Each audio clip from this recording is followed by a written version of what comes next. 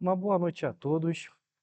Vamos seguir com os nossos estudos. Nós estamos falando sobre o tema da pregação e, mais especificamente, hoje nós vamos falar a respeito dos requisitos da pregação. Isto é, o que é necessário para que alguém possa pregar, né? Vocês vão observar que alguns destes requisitos podem soar um tanto quanto estranhos ou até mesmo curiosos para os que estão aqui, mas entendam que, por conta da relevância e do caráter da pregação ser um instrumento que Deus tem ao longo de toda a história para trazer os seus eleitos a si, a pregação ela tem uma centralidade no culto e uma relevância para a vida cristã tão grande que nós devemos esperar nada mais, nada menos do que muito preparo e muito zelo. Então, portanto, não se assustem com qualquer tipo de requisito demasiadamente elevado para o pregador. Bom, se a pregação ela é um instrumento utilizado no meio do culto para comunicar-se aos eleitos e fazer com que eles venham a pertencer ao povo de Deus, muitos aqui devem estar se questionando por que nós estamos ensinando sobre pregação. Isso porque nós, como membros do corpo de Cristo, devemos saber quais são os requisitos necessários para que nós possamos, de alguma forma, auxiliar aqueles que o Senhor incumbiu esse ofício da pregação, para que estes homens possam cada vez mais melhorar na aplicação dos seus dons, melhorar no ensino à congregação e que nós possamos encorajá-los a fazer isso da melhor maneira possível, ok? Então, como um dos primeiros requisitos da pregação, nós podemos citar os dons naturais. Isso significa que é demandado de alguma maneira que haja clareza de raciocínio para aqueles que irão pregar, fluência e dicção clara e uma certa sensibilidade.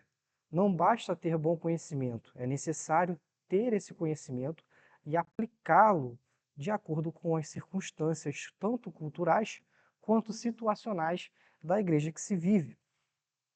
Além disso, Deus nos usa como somos, inclusive com as nossas próprias falhas, de forma que, ainda que o pregador possua algum tipo de habilidade para se comunicar, ele não é perfeito. Então, eventualmente, ele vai ocorrer em erros, sejam eles de dicção, sejam eles erros de comunicação, que precisam, antes de tudo, serem refinados, mas que é perfeitamente possível que esse tipo de coisa possa ocorrer. Antes de tudo, para que o pregador possa cada vez mais melhorar, ele precisa se desenvolver nessa prática a fim de cada vez mais estar apto a comunicar tudo aquilo que está em seu coração, aquilo que ele estudou e aquilo que ele espera que possa edificar a igreja. Bom, além de dons e talentos naturais para a comunicação, é necessário também um tanto quanto de percepção cultural. O entendimento do mundo que nós vivemos auxilia o pregador a ter a capacidade de comunicar aos seus ouvintes de forma clara e precisa.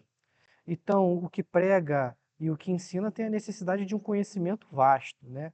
Esse conhecimento, ele precisa ser um conhecimento que está um pouco acima da média da população, uma vez que cabe ao pregador comunicar aos mais variados tipos de pessoas e cada uma destas pessoas possui questões, dificuldades e certas necessidades em aspectos da vida que são diferentes de outros. E o pregador ele precisa ser sensível a cada uma dessas circunstâncias. Por conta disso, há uma extensa necessidade de atualização pessoal, conhecimento do seu tempo, gosto por artes, boa música e também por leitura. Tá? Tudo isso gera um crescimento pessoal e qualificação para ser ouvido no seu convívio social e eclesiástico.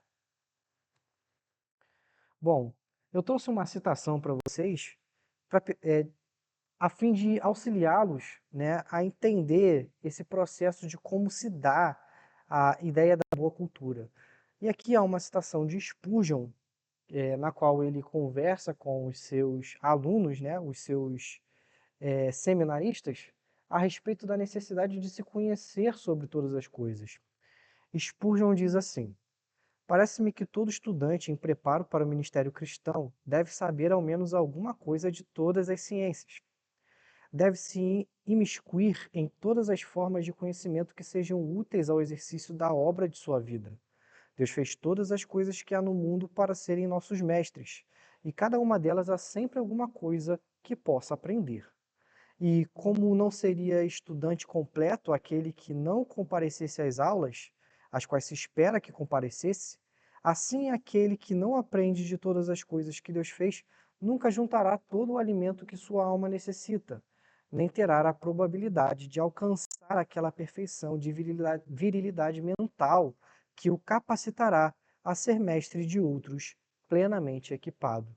Então percebam o quanto Spurgeon entende que todo conhecimento dado à humanidade é um conhecimento que vem de Deus. E por vir de Deus, é necessário que um obreiro bem equipado conheça e compreenda em algum nível cada uma dessas facetas. Nós não vemos algo diferente quando olhamos para os próprios apóstolos. Muito embora a gente considere os discípulos de Cristo como sendo pessoas humildes, principalmente por conta de suas profissões, nós devemos entender que, enquanto homens de seu tempo, eles tinham boa noção das coisas que aconteciam ao seu redor, tanto com relação às informações, quanto com relações à cultura. Nós podemos, por exemplo, mencionar lá em Atos capítulo 17, quando Paulo, no Areópago, conversa com filósofos gregos, epicureus e estoicos, e cita alguns dos próprios poetas daquela nação, daquele povo, né? Ele cita, por exemplo, lá no capítulo 17, verso 28, algo que é dito mais ou menos assim: porque neles vivemos e nos movemos e existimos. Uma citação que costuma ser, dentro da filosofia, atribuída a alguém chamado Epimênides, né? E também, em seguida, afirma algo como: pois somos também a sua geração. Uma outra citação a um outro que é atribuída a um outro filósofo chamado Áparo. Então percebam que não somente essa passagem, mas em diversas outras passagens nós podemos perceber os apóstolos lidando com culturas, com situações locais que envolviam uma certa percepção cultural. Você deve se lembrar, por exemplo, lá de João, no capítulo 1, quando afirma que Cristo é o Logos encarnado, né? De alguma maneira, ele está lidando com uma percepção filosófica da Grécia Antiga, o conceito do Logos, aquilo que criou todas as coisas e que é o início de todas elas. E João vem para estabelecer esse Logos como alguém que é humano e encarnou, e também é o próprio Deus, Jesus Cristo. Bom, isso significa que o estudo e a boa colocação pessoal, a habilidade de se vestir, a maneira de se portar em público, tudo isso faz parte da formação do ministro que vai ser ouvido. Então, isso ajuda a comunicar em diversas circunstâncias. O ministro ele não deve se vestir de maneira pomposa, de forma que isso afaste-o significativamente da sua plateia que está ouvindo, e nem sempre também deve se vestir de maneira tão maltrapilha que possa ser, de alguma forma, ignorado no seu pregar, né? Enquanto isso também, a forma da pregação precisa ter um certo quê de seriedade. Nós estamos comunicando a mensagem da salvação e não estamos diante de um stand-up comedy. Então, o ministro o pregador deve se furtar de utilizar certos tipos de jargões ou palavras que de alguma forma podem soar ofensivas, né? É o tanto quanto desesperador percebermos que muitas vezes há pastores que perdem o tom, perdem a linha ao comunicar a mensagem da salvação a um determinado grupo de pessoas, utilizando muitas vezes palavras que não convém aos santos falarem. Então, nós devemos nos afastar desse tipo de abordagem quando falamos acerca da pregação. O humor deve ser um humor fino, um humor que se proponha a comunicar e não ser um humor extremamente emocional, pois a pregação ela é uma comunicação inteligível. Isso significa que quando nós pregamos, o nosso público deve ser alcançado por meio do bom entendimento daquilo que as palavras comunicam e não do seu mero movimento emocional. Além de tudo isso, além de características que parecem ser de uma certa forma pessoais e que podem ser inclusive encontradas em pessoas que não são cristãos sinceros, o pregador ele precisa também ter, sobretudo, vida com Deus, né? E isso é um aspecto inegociável e essencial. Todo ministro, todo pregador precisa, antes de tudo, ser salvo. Ele precisa ter vida exemplar com Deus e isso precisa ser percebido por todos. Paulo, por exemplo, lá em 1 Timóteo, capítulo 4, diz que a piedade ela é proveitosa para tudo, porque tem a promessa da vida presente e também da vida futura. Isso significa que sem vida de piedade, qualquer tipo de técnica, recurso, oratória, comunicação, forma de se vestir é completamente vazio sem a vida com Deus, né? O cristianismo verdadeiro é o cristianismo que procura ter uma ortodoxia, um ensino correto, precisa ter também uma prática correta, sobretudo afeições corretas. Então, no pregador, nós devemos ver o equilíbrio de todas essas coisas sendo perfeitamente dosadas na comunicação da mensagem. Nós não devemos esperar um pregador que não se sinta impactado pela mensagem que ele prega, assim como nós também não devemos ouvir um pregador que não vive aquilo que prega, como também nós não devemos ouvir alguém que ensina erroneamente. A pregação ela não é um fim em si mesmo. Antes, ela é um instrumento de Deus para levar o conhecimento e a aplicação da graça de Deus, gerando fé nos eleitos. Nós podemos ver esse tipo de afirmação em diversas passagens bíblicas. Uma delas que podemos citar é lá em Tiago, capítulo 1, verso 18, quando Tiago diz assim: por sua decisão, ele nos gerou pela palavra da verdade, para que sejamos como que os primeiros frutos de tudo que ele criou. E Pedro, também lá no capítulo 1, verso 23, nos diz que vocês foram regenerados não de uma semente perecível, mas imperecível, por meio da palavra de Deus, viva e permanente. Isso significa que a mensagem que é comunicada, ela alcança o intelecto de uma maneira natural, mas que, após isso acontecer, algo sobrenatural acontece no coração do ouvinte. O Espírito, por meio da palavra, convence o homem do pecado, da justiça e do juízo. E assim, o crente é renovado e encorajado a viver uma vida santa. Nós devemos tratar com seriedade o meio pelo qual o Senhor escolheu para fazer com que os nossos corações sejam quebrantados e nós nos arrependamos dos nossos pecados para viver uma vida santa. O ministro, então, ele trabalha em dois níveis. O primeiro é a instrução na teologia, para que aqueles que o ouvem tenham o pleno conhecimento da verdade e assim permaneçam firmes naquilo que aprenderam. E esse é o segundo aspecto, porque uma vez que você é convencido desse tipo de instrução, você passa a não apenas conhecer aquilo que é ministrado, mas viver por meio de uma vida eterna, uma vida plena no Senhor.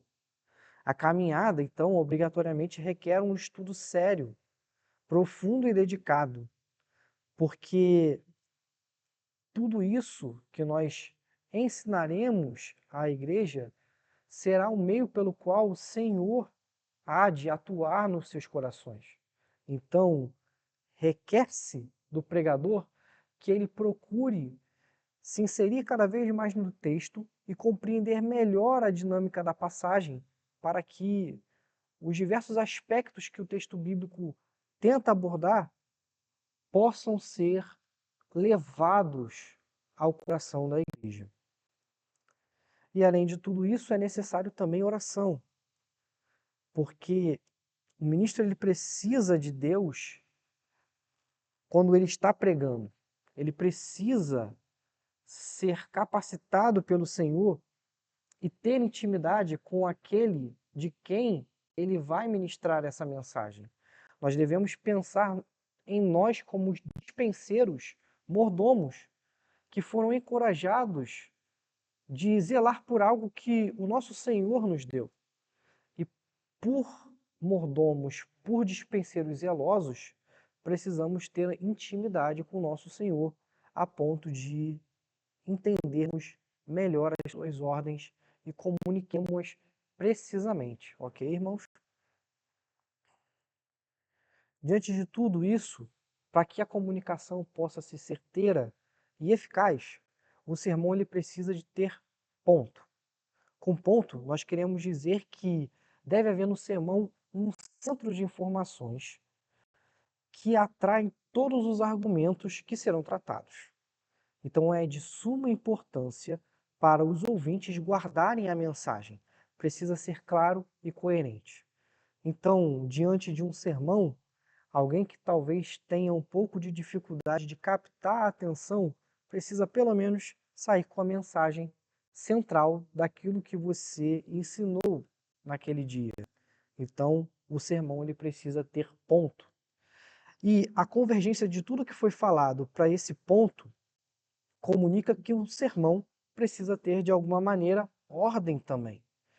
Essa ordem e clareza vai conduzir como se fosse um fio, caminhando até o ponto do sermão, de maneira que tudo aquilo que está sendo comunicado tem uma certa coerência e clareza de raciocínio à medida que vai sendo exposto. Sem ordem, o sermão fica confuso, não é mesmo? O sermão ele também precisa de proporção. Então, nós devemos dar a devida relevância a cada trecho com a medida da ênfase que se requer. Uma vez que nós estamos expondo a Escritura, não é desejável que nós venhamos a dar uma ênfase a determinada parte do sermão que não é a ênfase que o texto bíblico quer dar. Ainda que nós possamos tirar de diversas vezes, por diversas vezes, ensinamentos, outros ensinamentos de toda a Escritura, quando nós expomos o texto bíblico, precisamos colocar a ênfase na centralidade daquilo que quer ser comunicado, para que os irmãos compreendam bem o teor daquela passagem. Isso significa que cada trecho deve ser tratado com a ênfase proporcional, sem exageros, sem gritos, sem excesso de gestos. A palavra precisa ser acompanhada, não as encenações. Além de tudo isso, espera-se do pregador também a fidelidade àquilo que está pregando. O sermão, ele precisa ser completamente confiável e em conformidade com o texto bíblico, pois o que nós estamos proclamando é a Escritura e não aquilo que nós acreditamos. Quando nós estamos pregando, a nossa opinião é a última coisa que deve ser levada em consideração. Antes, tudo aquilo que é ministrado precisa ser exatamente o que a Escritura tenciona dizer. A teologia se presta, nesse sentido, sempre a aprender e a ensinar. Então, para ser um bom mestre, o pregador precisa ser um bom aluno de Deus, ouvindo pela Escritura. Lembra que eu comentei que a gente é dispenseiro de Deus, um bom mordomo? Um bom empregado entrega exatamente aquilo que o seu Senhor o confiou, e nada mais do que isso. Além disso, o sermão, ele não é somente uma preleção, um ensaio, um discurso, tampouco uma palestra. Ele é a proclamação da palavra de Deus. Portanto, o sermão, ele é gerado na Escritura e se presta a ensinar aos eleitos de Deus. Isso significa que não há desculpas para a inabilidade de pregar de modo expositivo e plenamente didático. O sermão, ele se dedica a ensinar exclusivamente a sã doutrina, aquela que procede da Bíblia Sagrada. Esse ponto aqui é um ponto muito relevante para nós. Nós devemos focar exclusivamente em sermos didáticos e comunicáveis. Isso significa que todo o esforço que é feito previamente sobre o texto para compreender melhor e comunicar à igreja, muitas vezes não é levado à congregação. Tá? Então, é relevante, por exemplo, que um determinado pregador deixe de lado os significados no grego e qualquer tipo de coisa que possa tomar a atenção dos seus ouvintes, pois esse foi o trabalho sujo do pregador. É necessário que ele, na verdade, comunique exatamente o que o texto quer dizer diretamente, sendo cada vez mais compreensível. Não há necessidade de apresentar e demonstrar sobre o quanto se estudou do texto para poder pregar aquela mensagem. Isso já é pressuposto, uma vez que nós estamos numa igreja que zela pela palavra de Deus. Então, tudo isso já significa que quem subiu ao púlpito já teve o devido esforço necessário para comunicar. Por que pregar? Bom, uma vez que a palavra de Deus ela é totalmente eficaz, quando nós pregamos, nós temos que buscar principalmente os seguintes motivos: gerar e consolidar o efeito transformador da Escritura na alma humana e, por conseguinte, na sociedade ao seu redor. Edificar o corpo de Cristo, aprofundando do conhecimento e da prática da vida a partir da Escritura. E também proclamar a palavra de Deus a todo instante, porque é a sua palavra que cumpre todo o desígnio e jamais volta vazia. A título de conclusão, nós podemos dizer, portanto, que a pregação é o meio pelo qual podemos dispor de meios e arrazoamentos para tornar inteligível às pessoas as informações de que dispomos a respeito da verdade do Evangelho na pessoa de Cristo. Essas informações não são nossas como se fôssemos iniciados em algo místico, mas foram nos dadas pelo Senhor. E uma vez que as tenhamos, recebemos a comissão de as repassar aos perdidos. A pregação é um trabalho árduo e que exige intensa dedicação, muitas vezes em caráter integral e exclusivo. Bem como entendemos que a pregação é o meio escolhido por Deus para iluminar a sua verdade contida na Escritura. Como a pregação é a comunicação da palavra de Deus, é preciso que tenhamos em alta conta que essa vocação é extremamente séria, para que a gente não possa incorrer em erros e desvios, tais como dizer que Deus diz o que ele não diz, ou, por outro lado, deixar de dizer aquilo que Deus disse na sua palavra. Somar ou subtrair informações é profundamente temerário. Tá? Nesse ponto, ainda precocemente, nós devemos reconhecer que a pregação expositiva leva a uma enorme vantagem sobre as outras, uma vez que ela é um compromisso de afirmar exatamente aquilo que a palavra de Deus afirma, sem se desviar do conceito da interpretação da passagem. Muitas vezes, quando nós fazemos sermões temáticos, por exemplo, pode haver uma certa tentação do comunicador, do pregador, de querer fazer com que um texto não diga exatamente aquilo que ele necessitava que desse para caber no tema que ele vai comunicar, por exemplo. E para finalizar, pregar é uma obediência a Deus. Não traz glamour ou status a ninguém, uma vez que tudo que fazemos, fazemos para a glória de Deus. Embora muitos possam, de alguma forma, se orgulhar e buscar algum tipo de fama ou reconhecimento por meio da pregação. Particularmente aos que pregam em plateias numerosas em diversos lugares, esse é um cuidado muito especial que se deve ter, porque as pessoas não devem estar sob a sua influência. O pregador deve pregar apenas aquilo que Deus diz em sua palavra. Isso é a base de tudo aquilo que nós pregamos. E os ouvintes devem estar exclusivamente sobre a influência de Deus, sobre a influência do Espírito Santo que atua nos corações daqueles que escutam a pregação. Amém, irmãos?